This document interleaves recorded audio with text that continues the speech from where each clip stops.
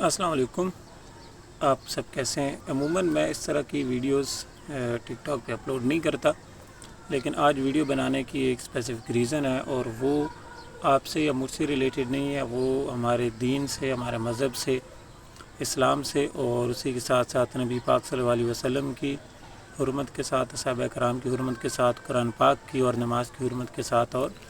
اللہ تعالیٰ کے ناموں کے ساتھ بھی جڑی ہوئی ہے. میں آپ کو پوری بات تفصیل سے بتاتا ہوں. میں نے اس پہ بہت ریسرچ کی ہے، پورا میں نے کام کیا، اس کے بعد میں یہ ویڈیو بنا رہا ہوں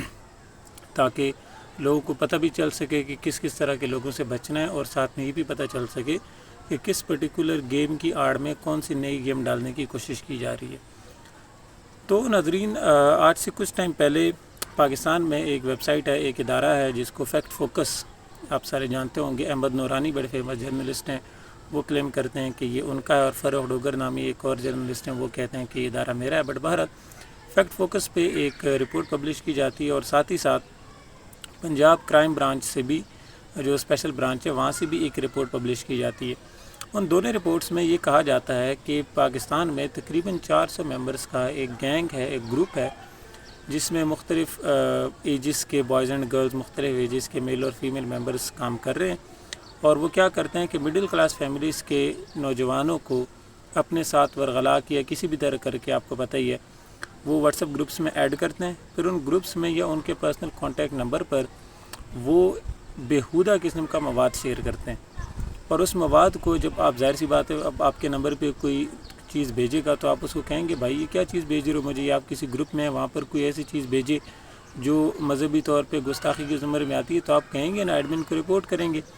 تو جس نے آپ کو بھیجی ہوتی ہے وہ آپ کو کہتا ہے کہ بھائی مجھے تو نہیں پتہ کہ یہ کیا ہے، مجھے تو نہیں نظر آ رہا، میں نے تو نہیں بھیجا آپ کو کچھ. تو آپ کہیں گے نہیں آپ نے بھیجا ہے. تو آپ سے کہے گا کہ مجھے بھیجو، میں نے کیا بھیجا آپ کو، یعنی مجھے دکھاؤ. تو آپ اسی کا بھیجا ہوا کوئی بھی مٹیریل، کوئی بھی لنک، کوئی بھی ویڈیو، کوئی بھی تصویر یا کوئی بھی آڈیو، آپ اس کو واپس بھیجیں گے، اور اس طرح سے وہ آپ کو بلاک کر دے گا، اور ساتھ ہی آپ کو FIA میں رپورٹ کر دے گا. تو اگر آپ کے ساتھ ایسا ہو چکا ہے، یا آپ کی کسی جاننے والے کے ساتھ ایسا ہوا ہے، تو آپ پاکستان کے اس گینگ کے ہاتھ چڑھ چکے ہیں، جس گینگ کا نام ہے بلیسفیمی گینگ. یہ لوگ مذہب کے نام پہ لوگوں کو پکڑتے ہیں، اور ساتھ ہی کیا کرتے ہیں کہ لوگوں کو اس طرح پھنسا کے ان سے ظاہر پھر پیسے ہڑپتے ہیں.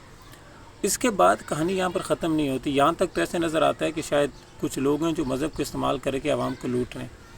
لیکن جب یہ بات کھلی اور فیکٹ فوکس پہ آئی تو بہت سارے لوگوں نے اس کے بارے میں کیسز کر دیے. ایمان مزاری صاحبہ، جو شیریں مزاری کی بیٹی ہیں،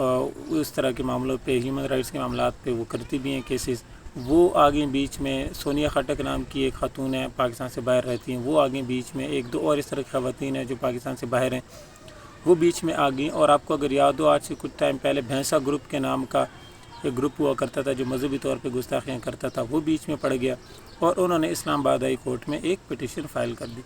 جب اسلام آباد ہائی کورٹ میں پٹیشن فائل کی گئی اور FIA کو سمن کیا گیا، اور ساتھ ہی ساتھ پنجاب کے جو اسپیشل برانچ ہے ان کو سمن کیا گیا، تو یہاں سے کہانی چینج ہونا شروع ہو گئی. پنجاب کی کرائم برانچ نے یہ کہا کہ ہمارے پاس جو رپورٹ ہم نے پبلش کی تھی وہ صرف اور صرف سورس رپورٹ ہے. سورس رپورٹ کا مطلب یہ ہوتا ہے، کوئی بھی ادارہ دو طرح کی رپورٹس پبلش کرتا ہے. فار ایگزامپل پولیس ہے، یا کرائم برانچ ہے، یا کوئی بھی اور ایجنسی ہے، وہ دو طرح کی رپورٹس پبلش کرتے ہیں. ایک ہوتی ہے سورس رپورٹ، یعنی ان کو کسی سورس سے پتہ چلا کہ سوسائٹی میں اس طرح کی بات ہو رہی ہے، یا اس طرح کی کوئی کرائم بڑھ رہا ہے. یعنی پنجاب اسپیشل برانچ کو سورس سے پتہ چلا کہ 400 ممبرز کا، یا کچھ سم ممبرز کا، اس طرح کا کوئی گروپ ہے جو پاکستان میں ایکٹیویٹیز کر رہا ہے. جب ان سے پوچھا گیا کہ بھائی آپ کی اپنی انویسٹیگیشن کدھر ہے، تو انہوں نے کہا ہم نے اپنی کوئی انویسٹیگیشن نہیں کی، اور ہم اس چیز کی تصدیق بھی نہیں کرتے کہ اس طرح کی کوئی چیز موجود ہے. یعنی وہ لوگ باہر ہو گئے، انہوں نے سرے سے اس چیز سے انکار ہی کر دیا کہ ہماری جو رپورٹ ہے وہ ہم نے کوئی انویسٹیگیشن کر کے، کنکلوڈ کر کے، فائنڈنگز نکال کے ہم نے رپورٹ پبلش کی ہے. نہیں، ہماری سورس رپورٹ ہے. FIA کے پاس بھیجے گئے، FIA نے بھی کہا بھائی صاحب ہم نے بھی کوئی بھی انویسٹیگیشن نہیں کی. بات ختم ہو گئی. اس کے بعد پنجاب اسلام آباد ہائی کورٹ میں جو کہانی ہے وہ بدلنا شروع ہوئی، اور FIA کو حکم دیا گیا کہ آپ اس کی انویسٹیگیشن کریں. جب FIA نے انویسٹیگیشن کی اور کچھ لوگوں کو اریسٹ کیا، ارلی طور پہ کچھ ممبرز کو اریسٹ کیا، پھر وہ بات 100 پہ پہنچی، پھر 400 تک پہنچی، اور اب کہا جا رہا ہے کہ شاید یہ جو نمبر ہے وہ 700 سے بھی زیادہ اوپر ہے۔ اب یہاں سے بہت خوفناک کہانی شروع ہوتی ہے ناظرین، اور یہ میرے لیے جب میں نے اس کو پہلی دفعہ میرے نظر سے گزری اور میں نے اس پہ کام کرنا شروع کیا تو میں حیران پریشان ہو گیا کہ یہ ہو کیسے سکتا ہے۔ یہ بات بالکل درست ہے کہ اس طرح کی ایکٹیویٹیز ہو رہی ہیں، لیکن جب ان لوگوں کو جن کو کہا جاتا ہے کہ یہ وکٹم ہیں کس چیز کے، بلیسفیمی گینگ کے، یعنی جو نشانہ بنے ہیں بلیسفیمی گینگ کا، جب ایف آئی اے نے ان کو پکڑا، ان کو اریسٹ کیا، ان کو اٹھایا اور ان کی فورینزکس کیے گئے موبائل فونز کے، ایک صاحب کے موبائل فون کے، میں ایک ہی کیس کی بات کرتا ہوں، ان صاحب کے موبائل فون کے جب فورینزک کیے گئے تو ان کے موبائل فون سے وہ سارا کچھ نکلا جو وہ مختلف گروپس میں شیئر کرتے تھے، سارا کچھ ان کے موبائل سے نکلا جو وہ گروپس میں شیئر کرتے تھے اور پھر ان کے پاس واپس آتا تھا، اور ان کے موبائل سے کچھ تصویریں نکلیں جن میں جائے نماز کی اور قرآن پاک کی تصویر تھی جس پہ اس نے ماسٹر بیٹ کیا ہوا تھا۔ یعنی کین سمبڈی امیجن، آپ سوچ بھی نہیں سکتے کہ قرآن پاک جیسی چیز اور نماز اور جائے نماز جیسی چیز اور پھر جسم کے غلیظ اعضاء کے اوپر مختلف مقدس نام لکھنا، اس طرح کی تصویریں بھی پائی گئی، یہ بھی ریکور کی گئی۔ اور پھر جب ڈی این اے ٹیسٹ کرایا گیا ان بھائی صاحب کا تو جو جائے نماز کے اوپر مٹیریل تھا اور جو قرآن پاک کے جو پیجز سے مٹیریل ریکور کیا گیا اور ان صاحب کا جو بدبخت کا جو ڈی این اے تھا وہ میچ ہو گیا، وچ مینز یہ بات تو پروو ہو گئی کہ انہوں نے ہی یہ حرکت کی ہے اور انہوں نے ہی یہ شیئر کیا ہے۔ اب یہاں پر جب ظاہر سی بات ہے ان کو سمجھ آ گئی کہ اب تو ہم ہی قانون کی شکنجے کے نیچے آنے والے ہیں، تو یہاں پر اب کہانی چینج کی جا رہی ہے۔ جو میں پہلے کہہ رہا تھا نا کہ ایک گیم کی صورت میں دوسری گیم ڈالنے کی کوشش کی جا رہی ہے، یہاں پر اس پوائنٹ پر پھر پاکستان سے باہر بیٹھے ہوئے لوگوں نے اس میں انٹروین کرنا شروع کیا اور انہوں نے یہ ڈیمانڈ کرنا شروع کیا کہ نہیں نہیں نہیں، یہ تو غلط ہے، یہ تو غلط ہے، یہ تو غلط ہے۔